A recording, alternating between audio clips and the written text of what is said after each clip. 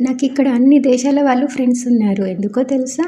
అదే అండి మనం ఇండియాలో ఎదురింటి పప్పుచారు, పక్కింట్లో పుల్లగూర ఎలాగో సేమ్ యాజ్ ఇట్ ఈజ్ ఇలాగే ఇక్కడ కూడా మా మేడం వాళ్ళు నేబర్స్ హౌస్‌లో అందరికీ ఇవ్వమని చెప్తుంది. థర్స్‌డే ఏమో డిన్నర్‌కి ఫ్యామిలీ గ్యాదర్ అవుతారు.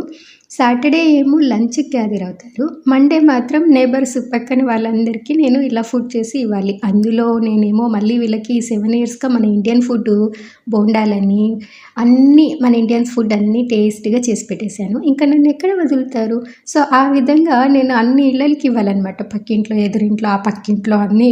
మొత్తానికి నేనైతే ఇక్కడంతా 7 ఇళ్ళలకి ఎత్తుకొని పోయి ఇస్తాను.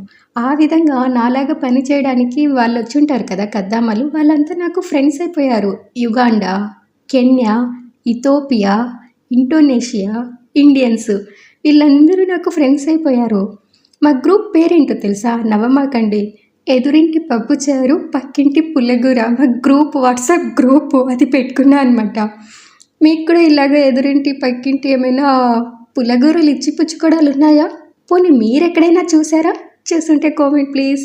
మా వీడియో మీద మీకు మీ అభిప్రాయం ఏంటో చెప్పండి. నచ్చితే ఒక లైక్, సబ్స్క్రైబ్ మాత్రం మర్చిపోకండి please. Thank you for watching.